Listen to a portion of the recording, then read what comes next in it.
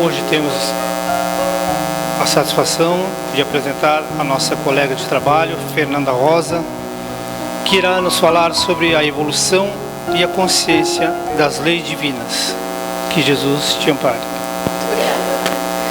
Então, boa noite a todos, queridos irmãos, queridas irmãs. Bom rever a cada um de vocês nessa casa e nesse trabalho que tão bem faz aos nossos corações. E a nossa conversa hoje, então, a nossa reflexão é sobre esses dois temas que a gente julga bastante importante. Falando da evolução, meus irmãos, não há dúvida, não paira dúvida em nossos corações, na nossa razão, de que a evolução humana é incontestável, é inconteste, é clara, é palpável, é concreta. Todos nós a percebemos e dela usufruímos, sobretudo do ponto de vista material e do ponto de vista tecnológico.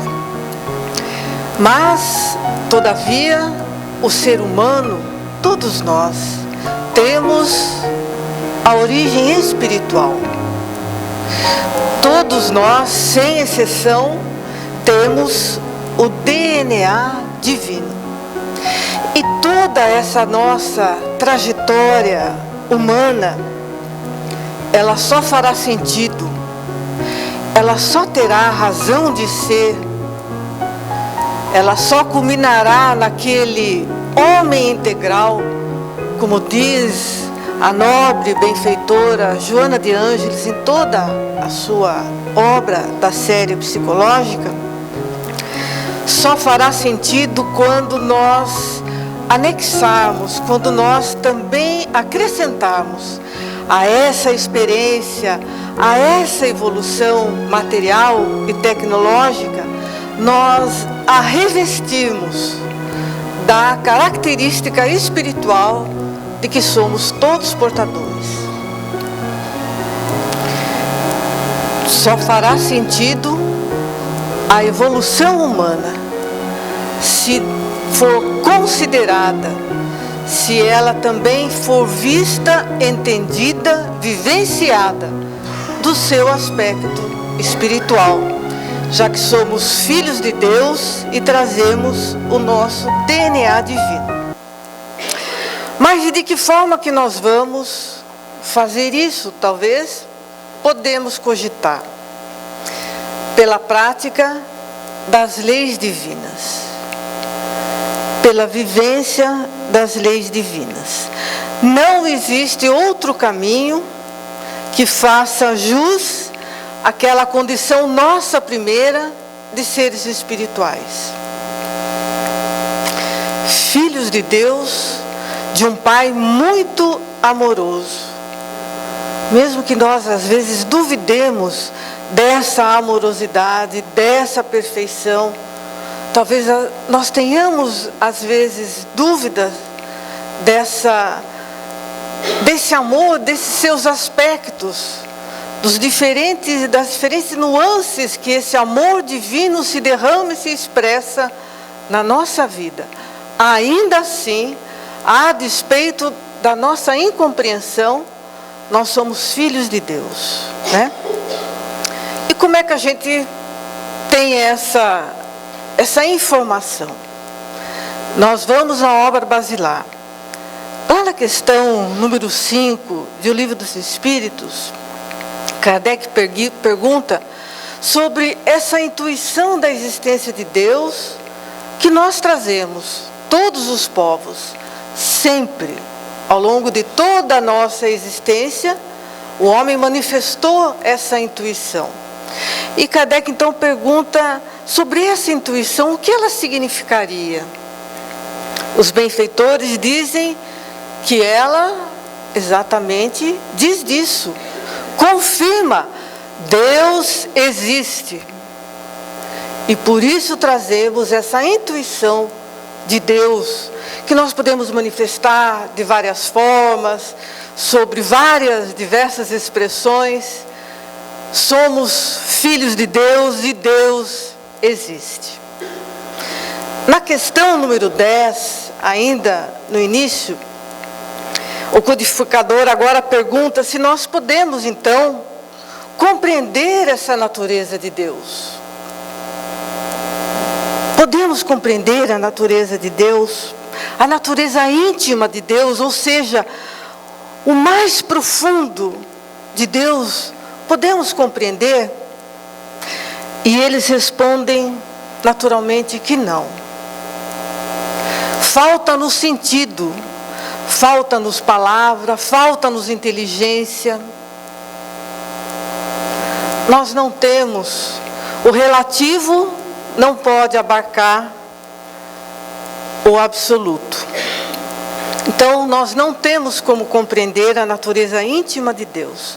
Mas na questão seguinte, na número 11, indaga novamente quando isso então poderá ocorrer. Quando cada um de nós vai poder compreender um pouco mais de Deus, acerca de Deus, dos seus propósitos. E eles respondem que quando a matéria não obscurecer mais o nosso entendimento.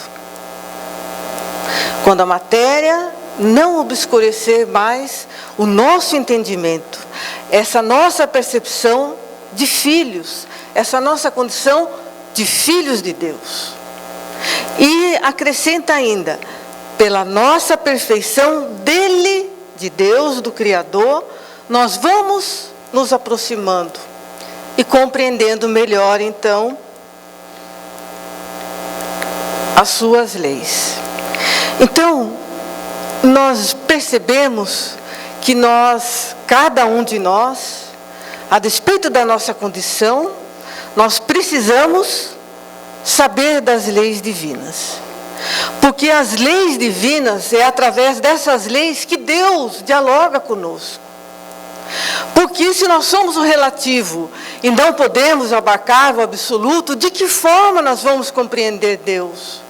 De que forma nós vamos perceber que somos filhos de Deus, iguais, sem distinção, sem qualquer preferência, pelas leis divinas?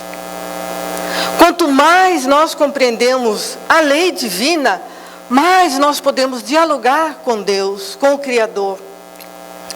As leis divinas são a forma, o meio, com que Deus faz com que conheçamos os seus propósitos para a vida de cada um de nós e para todo o universo. Então, nós precisamos estar preparados para conhecer essas leis. E não apenas saber, mas viver essas leis. É uma forma, então, de nós aprimorarmos a nossa consciência, a nossa condição de filhos de Deus, e de saber também o propósito de Deus para as nossas vidas. Pelas leis divinas que nos igualam, que nos atende a todos, igualmente, da mesma forma perfeita, porque são leis perfeitas, imutáveis, e nos alcançam a todos, sem distinção, em todos os tempos. Então, em que momento nós vamos conhecer todas essas leis? Apenas nessa nossa experiência de hoje reencarnatória? Não. É muito pouco tempo. Nós vamos precisar de muito tempo, de muitas dobras no tempo, para conhecer as leis de Deus, perfeitas e imutáveis, e de como elas nos alcançam, de como elas nos envolvem, e de quanto o amor de Deus nos alcança também, através dessas leis perfeitas e imutáveis. Então, vai ser no tempo que não cabe no relógio. O tempo de Deus não cabe no relógio. Nós vamos compreendendo, sim, no tempo e no compasso de Deus e das suas leis. Então, por isso a importância de conhecer e de vivenciar essas leis divinas. Elas são então esses meios, esse meio precioso que nós temos. E nós precisamos estar então aptos a isso. E nós vamos nos utilizar da obra basilar. Vocês sabem que nós temos na casa vários estudos, e inclusive o livro do estudo do Livro dos Espíritos. Muito interessante, porque nos faz adentrar esse universo, nos aproximar um pouco dessa grandeza, dessa perfeição que é Deus na nossa vida. Nós temos na casa, vale a pena, gente. Mas aqui nós nos utilizamos do Livro dos Espíritos e a gente vai... Ali faltou o Espírito, falou um T ali. A gente vê pela forma como os benfeitores dispuseram e Kardec, enquanto codificador, nós vamos vendo que as questões atendem a nossa ânsia, atendem a nossa urgência de querer saber o que Deus quer para mim, porque as coisas são assim como são. Aí nós vamos desde as causas, para e passo, compreendendo. Esse estudo nós fazemos para sempre, viu, meus irmãos? Sempre, sempre, renovadamente, porque nós vamos também, nesse tempo que se desdobra, nós também vamos ampliando a nossa percepção. E as respostas ganham uma dimensão nova, mais ampla, mais consoladora, mais confortadora. Nós nos percebemos ali. E nós vamos seguindo. E naquela ânsia, naquele afã de descobrir, de saber, nós vamos chegando lá nas esperanças e consolações. É quando então, é como se fosse uma grande marcha e de repente nós, puxa, há luz no fim do túnel, há esperança para todos nós, para todos os nossos corações. Há um futuro, nós vamos percebendo as causas das coisas. Inclusive, aquilo que nos perturba. Porque o nosso sofrimento, meus irmãos e minhas irmãs, todo o nosso sofrimento, sem exceção, se dá em razão de estarmos em conflito com as leis divinas. Todo o nosso sofrimento se dá em razão do nosso conflito, de não estarmos em harmonia, em consonância, em equilíbrio com as leis divinas. E nós vamos nos harmonizando, nos equilibrando, par e passo, tudo no seu tempo, na medida em que nós vamos vivenciando essas leis divinas. Então nós não damos saltos. Todo o nosso sofrimento se dá em razão de estarmos em conflito com essas leis. Nós não estamos em conflito com o outro. Estamos com o outro também. Mas antes disso, nós estamos em conflito com a lei divina. O fato de estarmos em conflito com o outro é um desdobramento, é uma consequência, é um efeito. A causa é a nossa desarmonia com a lei divina, que nós ainda não compreendemos, que nós ainda não vivenciamos, e por isso sofremos, e por isso padecemos. A nossa tragédia humana, se a gente pode dizer assim, é nesse patamar. Não é com o outro, é entre nós e Deus. Esse Deus perfeito, com o qual nós temos que dialogar. Mas nós temos dificuldade. Nós não conseguimos conversar com Deus. Porque Ele conversa conosco a partir das leis. Eu amo você, está aqui as minhas leis. Para viver, para você ser feliz. E o que nós achamos? Não, eu vou viver do meu jeito. Eu não concordo. Eu não aceito. O senhor está equivocado. E daí nós padecemos os efeitos da lei. As nossas dificuldades com o nosso próximo, com todos, sem exceção, desse conflito com a lei, porque nós não dialogamos com Deus. Se nós temos dificuldade de conversar com Deus, imagine a dificuldade que a gente vai ter uns com os outros. Não é natural que tenhamos? Não é natural que nós padeçamos?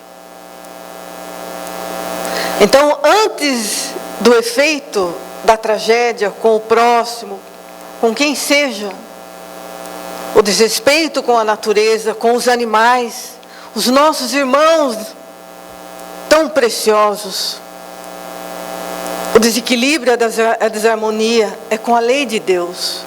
Dessa nossa dificuldade de conversar com Deus, de aceitar o que Deus nos diz na intimidade da nossa consciência, porque essas leis nós as trazemos esculpidas lá na questão 621. Veja como é bom estudar o Livro dos Espíritos. E aqui nós temos, no sentido da nossa ascensão, a escala espírita. Porque a partir da questão 96, 97, até a questão 100, que trata da escala espírita, que é uma escala que não é fixa, é apenas didática, naquele esforço dos benfeitores, de cumprindo a vontade de Deus, que nós compreendamos os seus propósitos. E nós, cada um de nós nessa caminhada, em função da nossa trajetória, nós estamos todos ascendendo, mas nessa escala estamos em níveis diferentes. Nem melhor, nem pior. Diferentes. Então o nosso sentido é ascensional. Todos. À medida em que nós vamos nos harmonizando com essas leis, nós então fazemos o sentido vertical. Então, meus irmãos, aqui vemos que nesse quadro, eles não disseram, por exemplo, por que sofremos? Por que nós isso? Porque quando a gente diz assim, a gente joga a culpa para o outro, né, gente?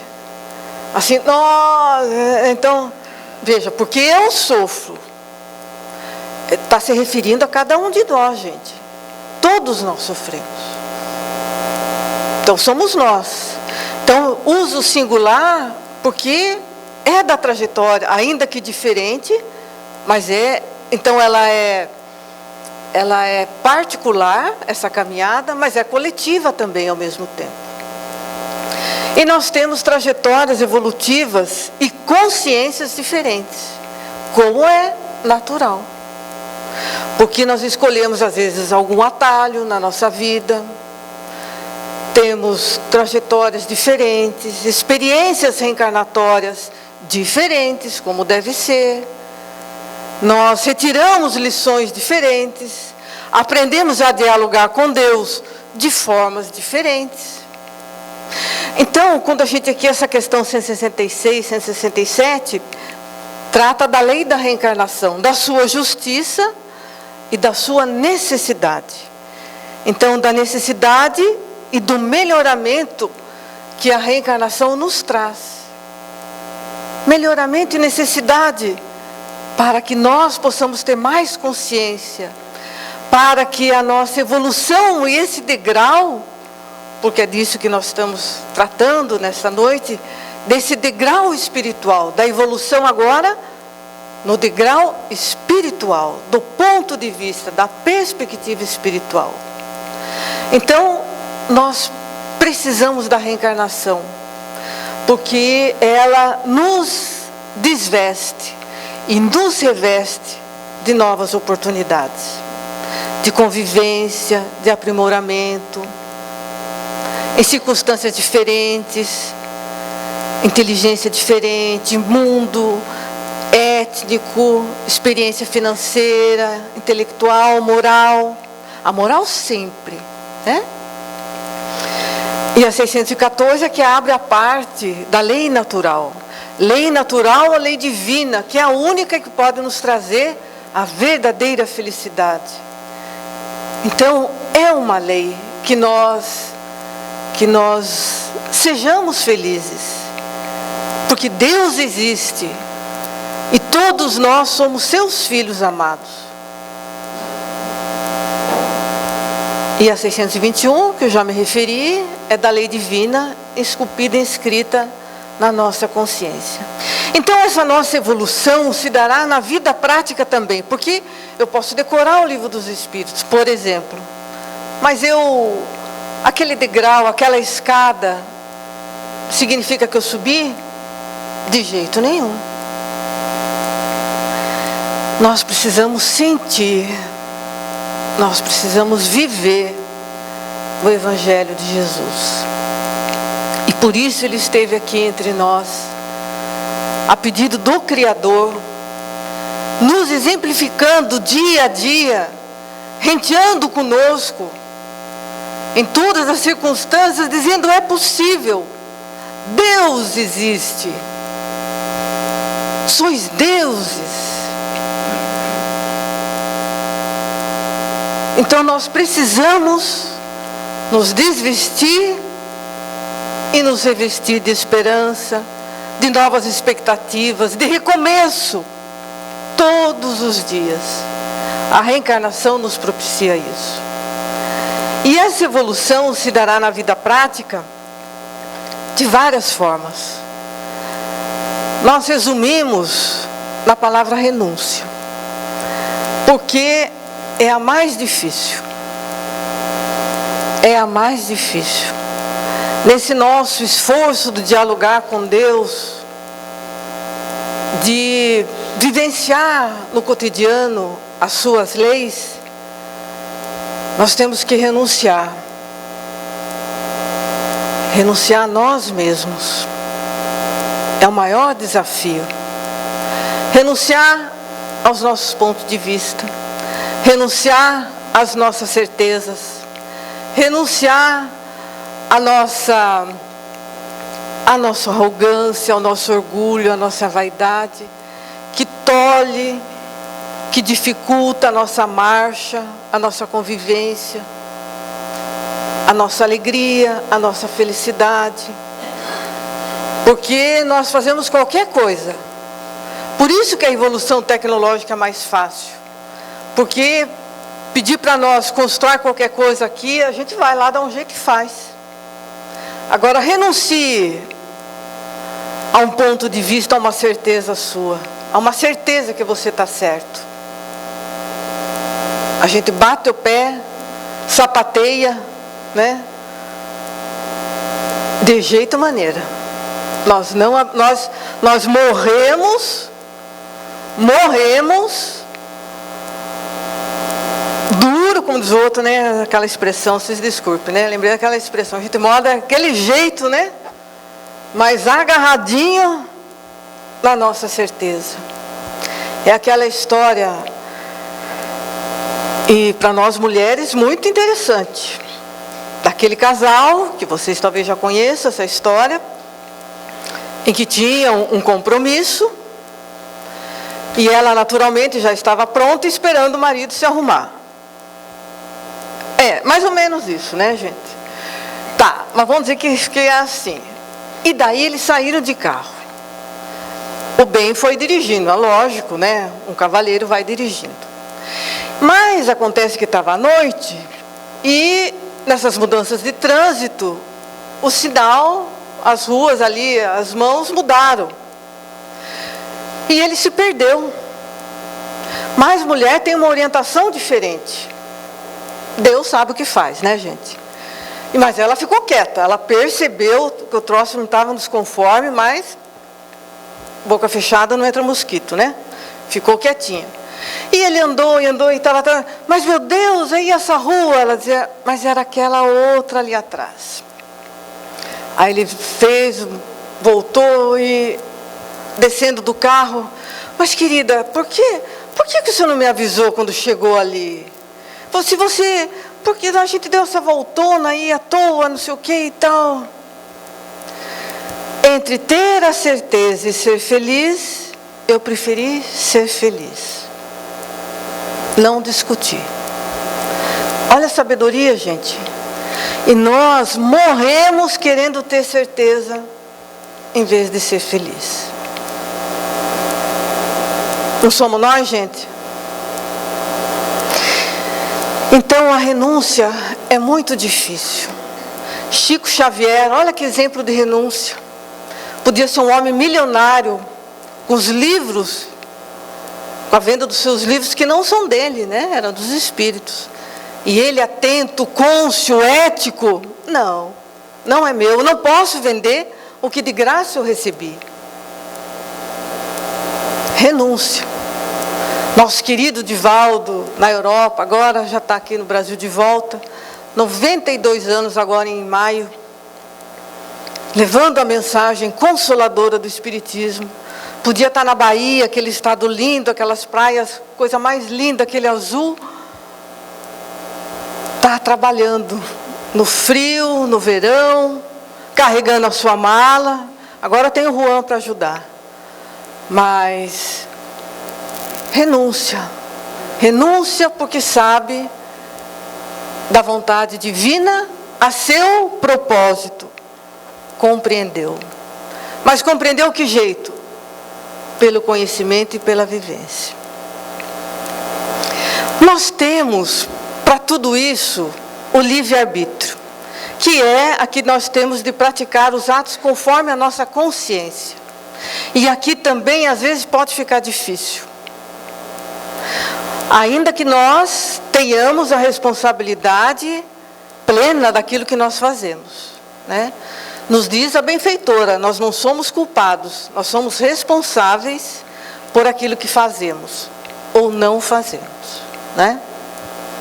E daí esse livre-arbítrio nem sempre nós temos utilizado da maneira a nosso benefício. Dessa nossa ascensão, desse degrau que a gente precisa subir. E é Saulo, que vai nos dizer dessa dificuldade. Ele, olha, eu não faço o bem que eu quero, não faço. Mas o mal que eu não quero, eu faço todos os dias. E daí vem a querida, amada Abigail, em certo momento da sua trajetória, de muita fragilidade, de dúvida, de aflição, que é da nossa marcha. E conversa com ele, em espírito, né?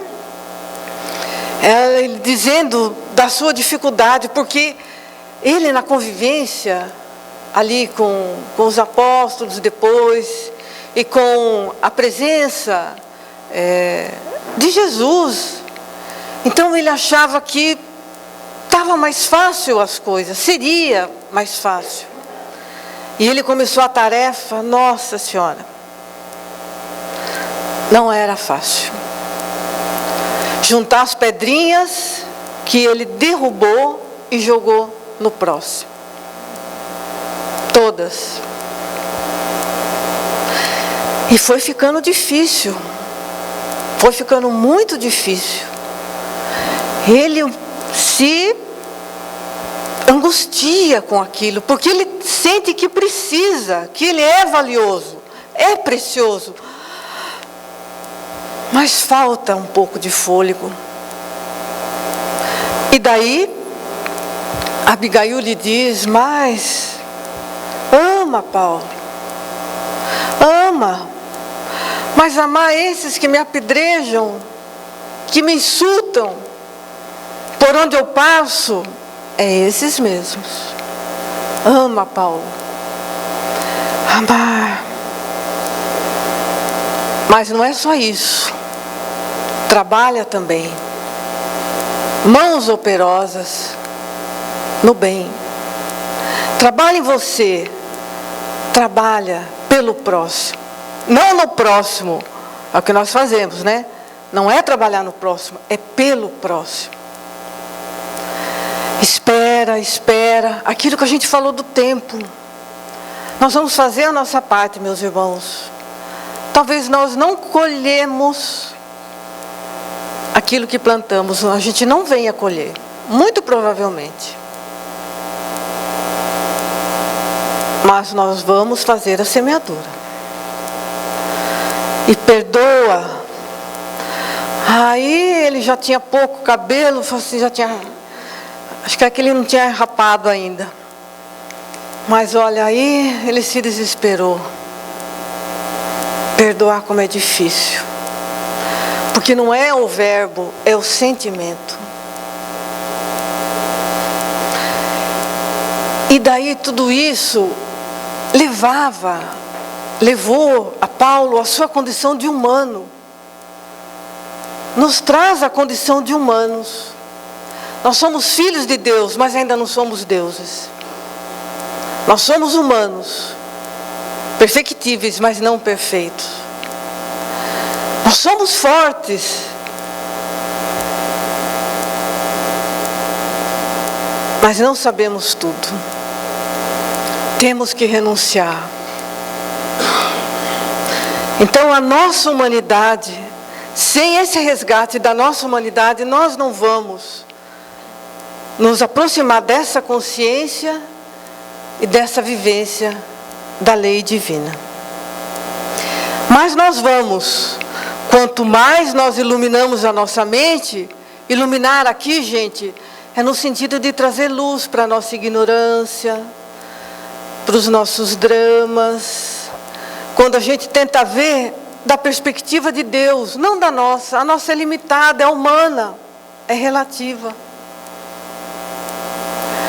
Quando nós vemos o nosso sofrimento e o que é a nossa vida, da perspectiva de Deus, nós só vamos enxergar a perfeição. Desafios, mas que nós podemos vencer. Com Ele, como Jesus nos disse: não vos deixarei sós, estarei contigo, está conosco. Nós precisamos também ir de encontro a Ele. Ele está sempre aí, nunca nos deixou. Em nenhum momento nós fomos abandonados. Nós que pela nossa incúria abandonamos, deixamos de lado, mas está conosco.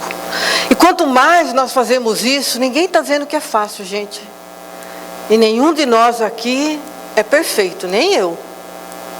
Nem eu, nem acho que nem ninguém aqui, gente. Estamos tudo no mesmo barco. Jesus no leme, mas nós estamos caminhando, é isso que importa. Nós estarmos em movimento. Então mais nós vamos aproximar de Deus e dessa natureza divina de que somos portadores.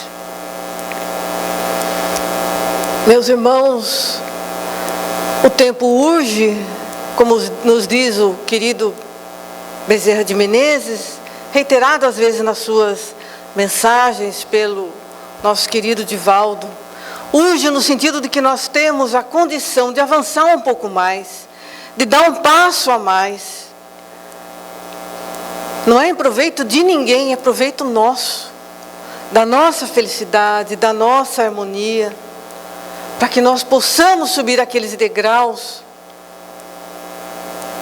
mais conscientes, mais tranquilos, felizes, construtores desse mundo melhor, não só para mim, para todos nós, para aqueles que seguem conosco, os que virão, porque a gente não faz só para a gente.